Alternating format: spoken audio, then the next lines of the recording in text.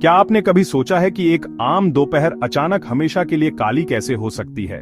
12 जून 2025, अहमदाबाद। लोग अपने काम में व्यस्त थे, बच्चे स्कूल से लौट रहे थे और एयरपोर्ट पर यात्री लंदन की फ्लाइट के लिए तैयार थे। किसी को अंदाजा नहीं था कि उनकी यह यात्रा भारत के विमानन इतिहास का सबसे काला अध्याय लिखने वाली है। दोपहर 1:38 पर एयर इंडिया फ्लाइट AI-171 ने लंदन के लिए उड़ान भरी। 230 यात्री, 12 क्रू और कुछ खास चेहरे, सबकी मंजिलें अलग थीं, उम्मीदें एक जैसी। लेकिन टेकोनॉफ के कुछ मिनट बाद ही तकनीक ने धोखा दे दिया। विमान हवाई अड्डे की चारदीवारी भी पार नहीं कर सका। यह हादसा सिर्फ आंकड़ों की कहानी नहीं है, यह उन परिवारों के दर्द की दास्तान है जिनके अपने हमेशा के लिए बिछड़ गए। यह उन बचाव कर्मियों की हिम्मत है जिन्होंने मलबे से जिंदगियां तलाशने की कोशिश की। हमें समझना है आखिर ऐसा हुआ क्यों। क्या यह सिर्फ तकनीकी खराबी थी या मानवीय भूल भी शामिल थी? चलिए इस काली दोपहर की कहानी शुरू करते हैं। हर उड़ान के शुरुआती मिनट सबसे अहम और खतरनाक होते हैं। AI-171 के लिए भी टेकोनॉफ सामान्य था। यात्री सीट बेल्ट बांधे, कुछ खिड़की से बाहर झांक रहे थे, कुछ अपने ख्वाबों में खोए थे। लेकिन कॉकपिट में सब कुछ बदलने वाला था। टेकोनॉफ के 15 सेकंड बाद कैप्टन ने एयर ट्रैफिक कंट्रोल को आपातकालीन संदेश भेजा। Mayday mayday mayday, air India 171, we have an emergency.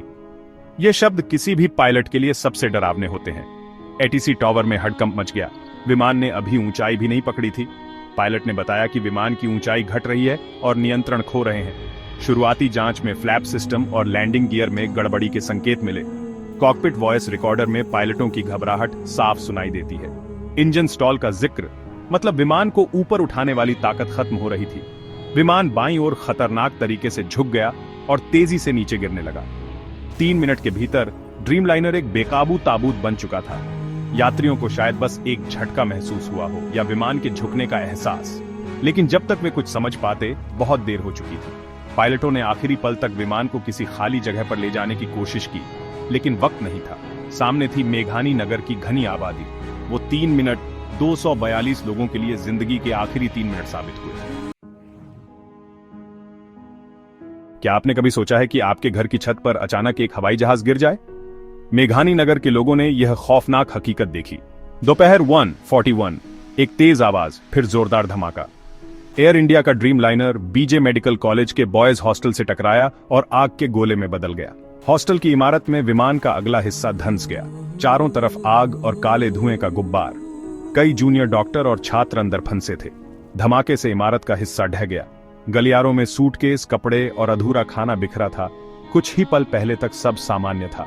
एक चश्मदीद बताता है, मैंने ऊपर देखा तो जहाज बहुत नीचे था, बाईं ओर झुका हुआ। अगले ही पल वह बिल्डिंग में घुस गया। ऐसा धमाका हुआ कि दुकान के शीशे टूट गए। विमान के जलते टुकड़े 500 मीटर तक बिखर गए। सड़कों, छतों, हर जगह मलबा और इंसानी अवशेष। इस हादसे में सिर्फ विमान के लोग ही नहीं, जमीन पर भी मौत ने तांडव मचाया। हॉस्टल में मौजूद 28 लोगों की जान चली गई, अधिकतर युवा डॉक्टर। 60 से ज्यादा लोग घायल हुए, कई गंभीर रूप से जल गए। मेघानी नगर के लिए यह सदमा सालों तक नहीं भूलेगा। उस दिन लोगों ने आसमान का सबसे डरावना चेहरा देखा, जो जिंदगी देता नहीं, छीन लेता है। जब चारों तरफ मौत हो तो जिंदगी का बचना चमत्कार से कम नहीं।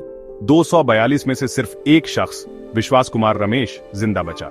विश्वास 40 वर्षीय ब्रिटिश नागरिक सीट 11A पर इमरजेंसी एग्जिट के पास बैठे थे। शायद यही उनकी किस्मत बन गई।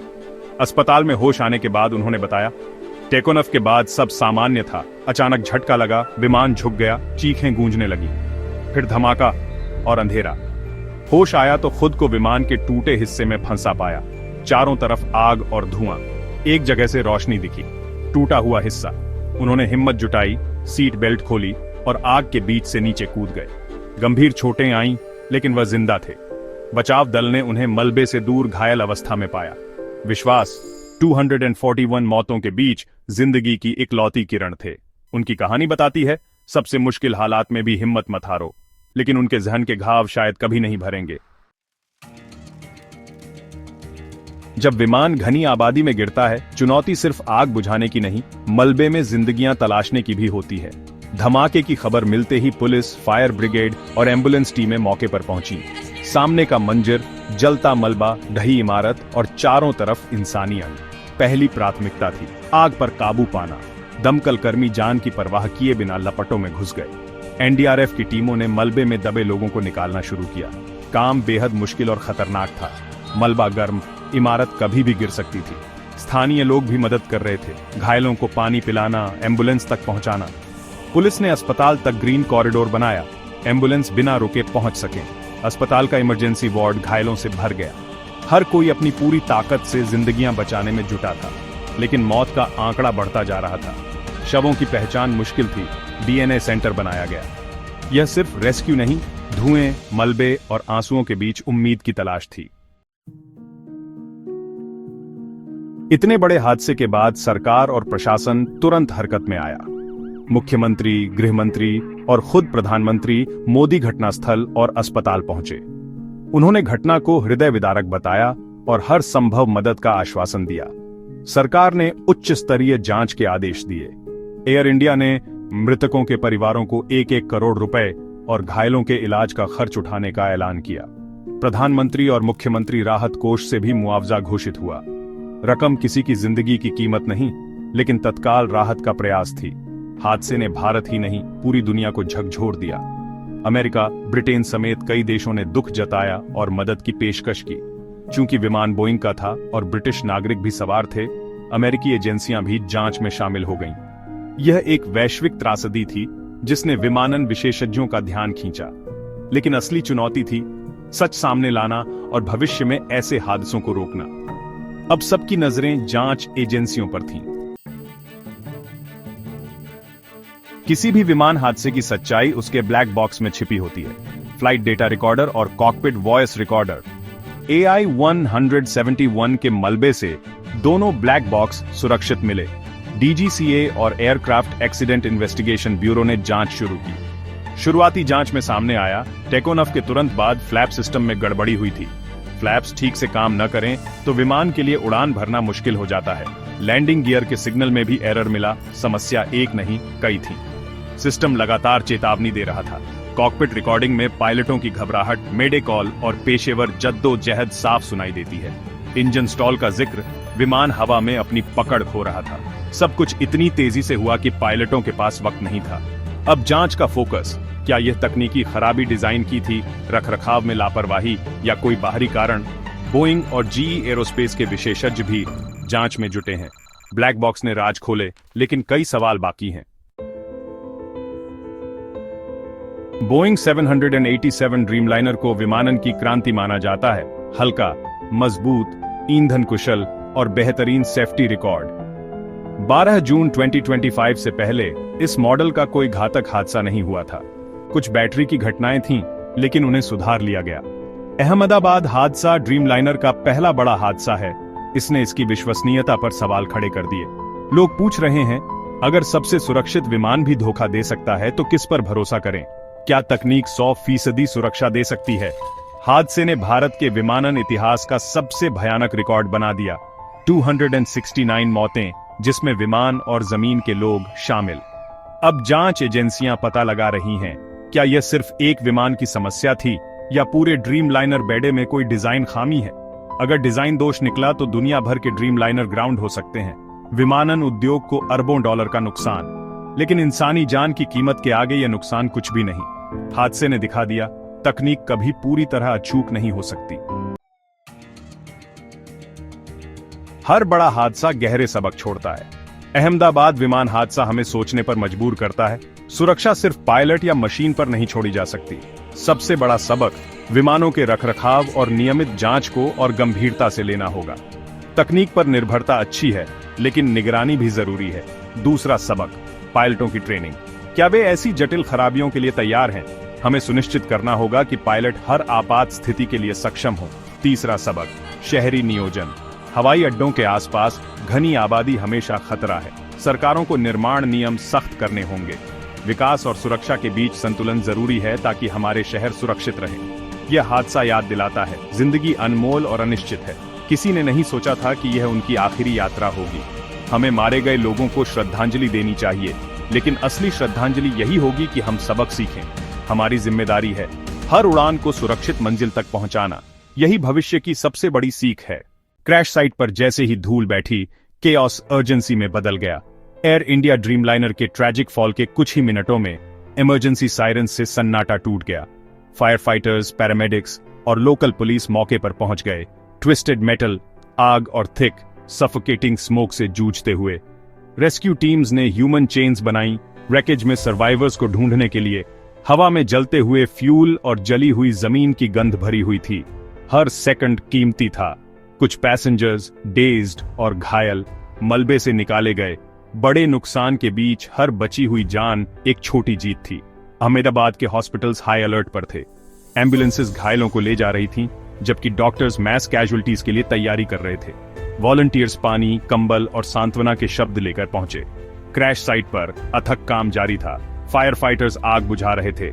सर्च डॉग्स जीवन के संकेतों के लिए सूंघ रहे थे। ऑफिशियल्स आगे की इन्वेस्टिगेशन के लिए एरिया को चिह्नित कर रहे थे। जैसे ही रात हुई, फ्लडलाइट्स ने तबाही को रोशन कर दिया। त्रासदी का पैमाना साफ हो गया। पर्सनल बिलोंगिंग्स बिखरे हुए थे। सीटें अपनी बोल्ट से उखड़ गई थीं। एयरक्राफ्ट का फ्यूजलाज फट गया था। रेस्क्यू वर्कर्स के लिए थकना कोई ऑप्शन नहीं था। उनका फोकस था ज्यादा से ज्यादा जानें बचाना, खोए हुए लोगों को डिग्निटी देना और आने वाली इन्वेस्टिगेशन के लिए हर सुराग इकट्ठा करना। एयर इंडिया क्रैश का आफ्टरमैथ डार्केस्ट आवर्स में भी ह्यूमन रेजिलियंस और यूनिटी का एक प्रमाण था। रैकेज में पहुंचने वाले हर हाथ में एक साइलेंट प्रॉमिस थी, कोई पीछे नहीं छूटेगा और यहां सीखे गए लेसन्स इस रात से कहीं आगे तक गूंजेंगे। एयर इंडिया क्रैश 2025 के बाद भारत की एविएशन इंडस्ट्री को एक बड़ा झटका लगा। इस दुर्घटना ने पॉलिसी बनाने वालों, एयरलाइंस और रेगुलेटरों को सेफ्टी की कमियों और निगरानी के बारे में कुछ कड़वी सच्चाइयों का सामना करने पर मजबूर कर दिया। कुछ ही हफ्तों में directorate general on civil aviation (DGCA) ने बड़े सुधारों का ऐलान किया। ज्यादा सख्त मेंटेनेंस के नियम, क्रू की थकान पर नजर रखना जरूरी कर दिया गया और सभी एयरलाइंस के लिए इमरजेंसी से निपटने की ट्रेनिंग को बेहतर किया गया। एविएशन सेफ्टी एक्सपर्ट डॉ. मीरा कपूर ने नेशनल टेलीविजन पर कहा, इस ट्रेजेडी ने हमारे सिस्टम की कमजोरियों को उजागर किया। ये सुधार सिर्फ नियमों का पालन करने के लिए नहीं है, बल्कि एक ऐसा माहौल बनाने के लिए है जहां सेफ्टी से कोई समझौता न किया जाए। मिनिस्ट्री ऑफ सिविल एविएशन ने एक स्टेटमेंट जारी किया, हम यह तय करने के लिए प्रतिबद्ध हैं कि ऐसी ट्रेजेडी दोबारा कभी न हो। नई पॉलिसियां विमान की उम्र की जांच को मजबूत करेंगी, टेक्निकल प्रॉब्लम की जानकारी को पारदर्शी तरीके से रिपोर्ट करना जरूरी करेंगी और इंडिपेंडेंट एजेंसियों द्वारा रेगुलर ऑडिट करवाना अनिवार्य करेंगी। इंटरनेशनल एविएशन वॉचडॉग्स ने भारत की तेजी से की गई कार्रवाई की तारीफ की। International air transport association (IATA) ने कहा, भारत के नए एविएशन सुधार उभरती हुई इकोनॉमीज के लिए एक मिसाल कायम करते हैं, जो एक्टिव रिस्क मैनेजमेंट और ट्रांसपेरेंसी पर जोर देते हैं।